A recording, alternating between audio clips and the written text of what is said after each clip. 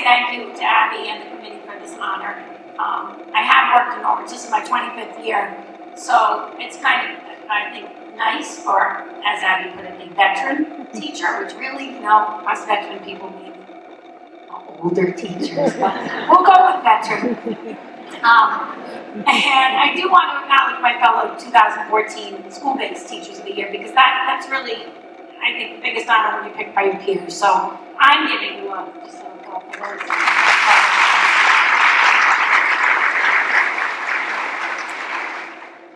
I have to, before I start, thank my support teams too. So my first is my staff at Huntington School, which is like fantastic.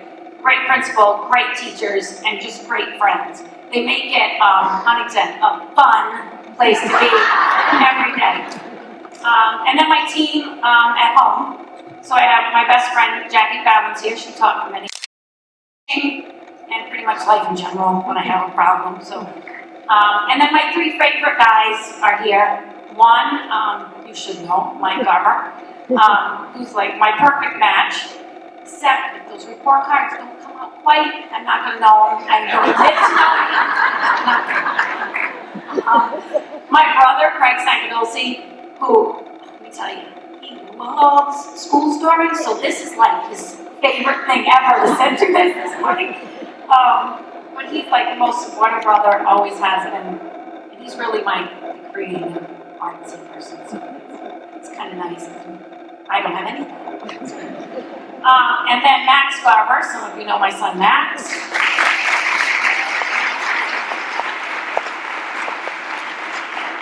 He's just a beautiful boy, inside and out. So anyway, and he's thrilled to be here with every teacher he has ever had, and every teacher he may have. But they are all very smart, creative, and like, they just make me laugh every day. So it gets me like through school days.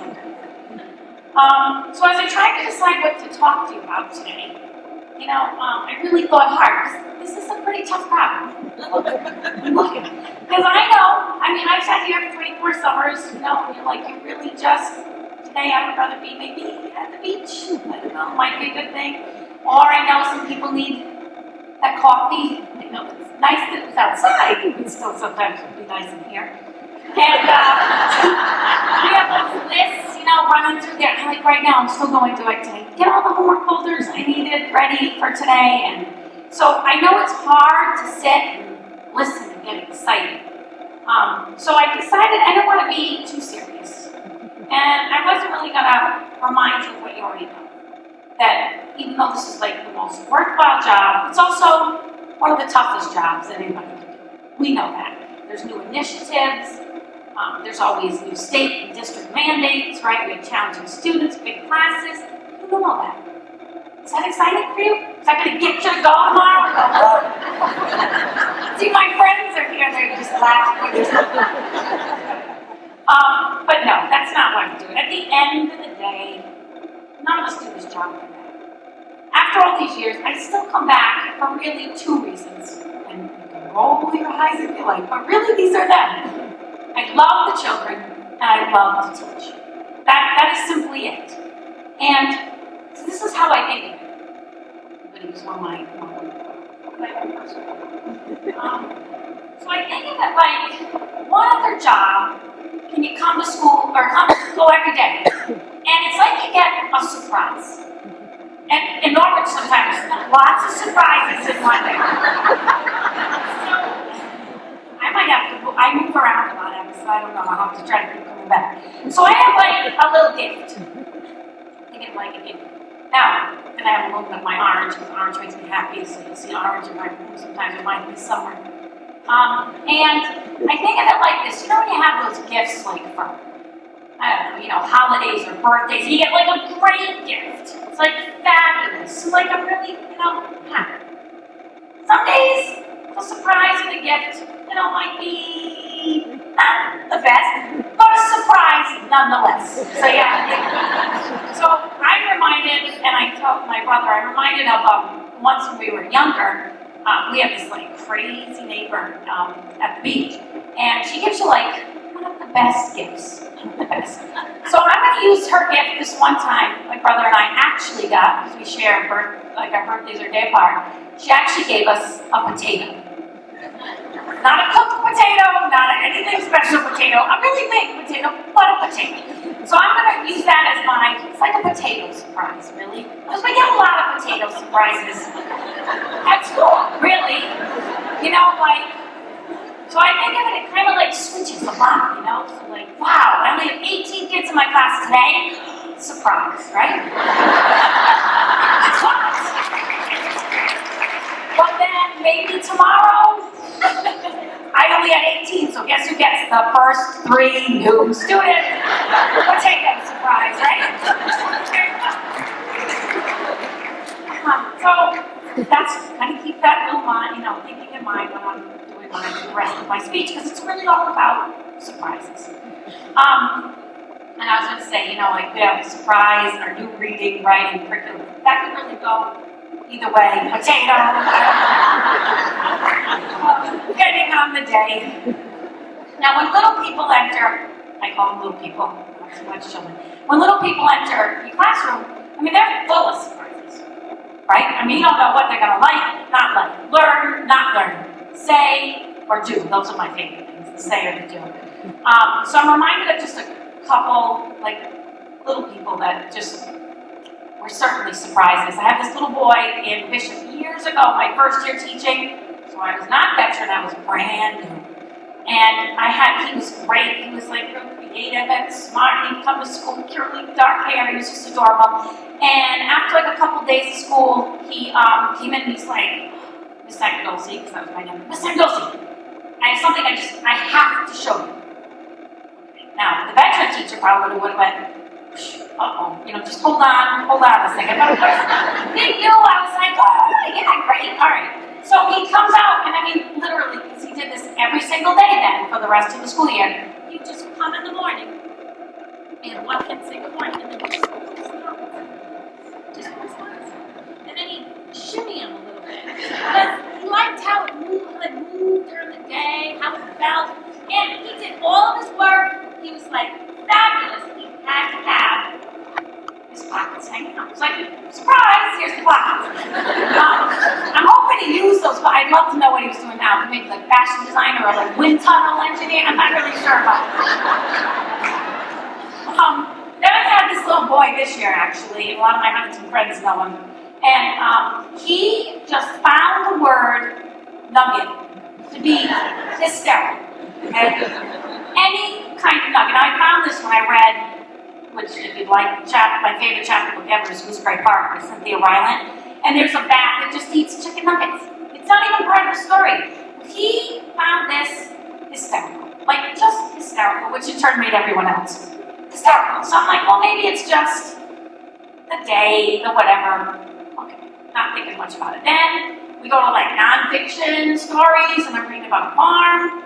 And there's corn nuggets. Again, hysterical. So I'm no, this is a surprise because I really don't find corn nuggets very exciting. So being a good teacher, I just figured, we're just going to avoid the word nugget. Right? Because it wasn't so bad if you just put it up, but if you read it out loud, things happen. It's just things happen. It's fine. So I did great. I got to be about May, and teachers how kind of let your guard down a little bit in May, right? We're a little happier, a little looser, and you have that one little person who's just been begging you, to read another Flat Stanley book. So I'm all right, we've got a few minutes. Let's get the Flat Stanley book. So it was Flat Stanley at Mount Rushmore. Harmless, right? I'm thinking Flat Stanley on Mount Rushmore. So it's very exciting. It's all kinds of adventures, and it's getting suspenseful. We get to this abandoned mine. See, you're thinking surprise, right? No, I of course was not, because I'm it's May, I'm happy, I don't know. And so I'm reading away. It's getting dark, and they're in this mine, and their lamps on, and they're creeping around. And then all of a sudden, right, you can guess it. What does somebody have to find? But a gold nugget, right? And I'm oh, right? So then, and then that's it. There was hysterical laughter. We never finished Flat Stanley for that day because I decided, surprise, we're just moving something different.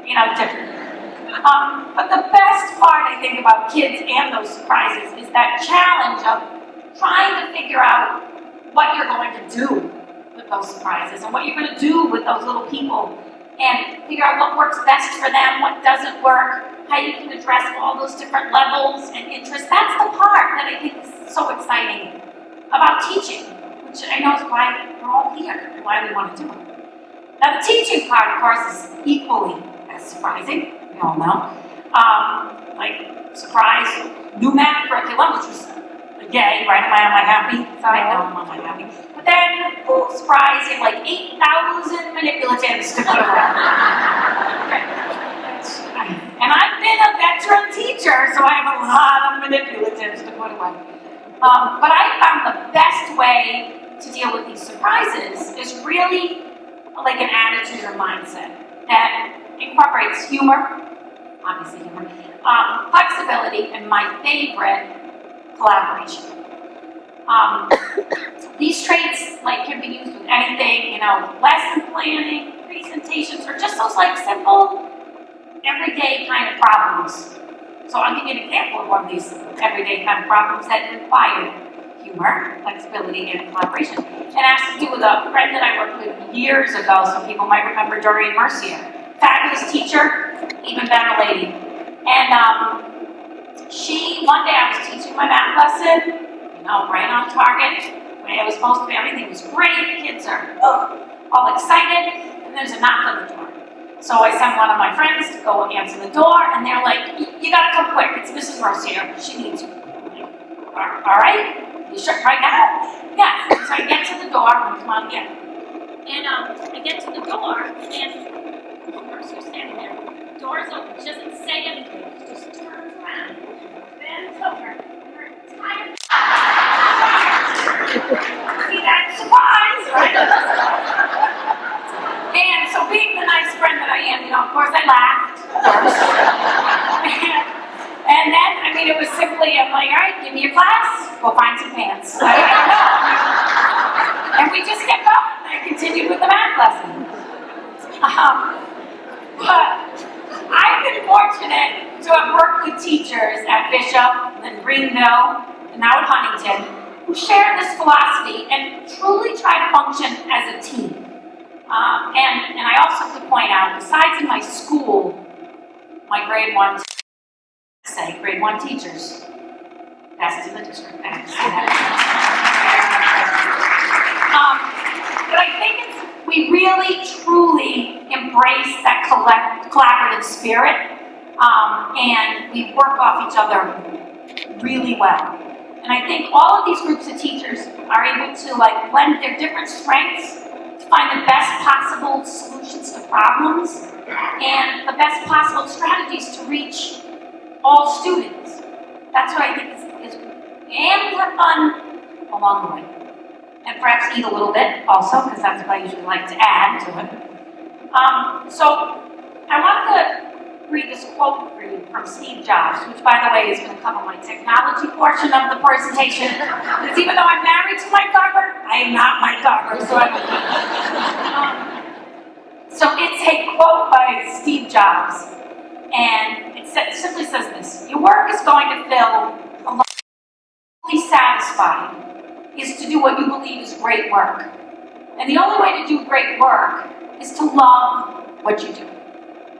So my wish for you this year really is to embrace all those happy surprises. And when faced with those, potato surprises, which we know we're going to get probably tomorrow, try to find some humor in it.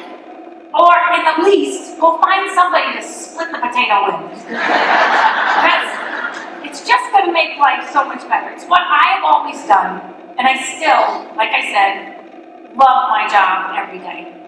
And I'm going to send back everybody, so my other teachers of the year, if you can come up later, I'm just sending everybody with a surprise bag to take back for the afternoon, because I know we're going to get so many things this afternoon.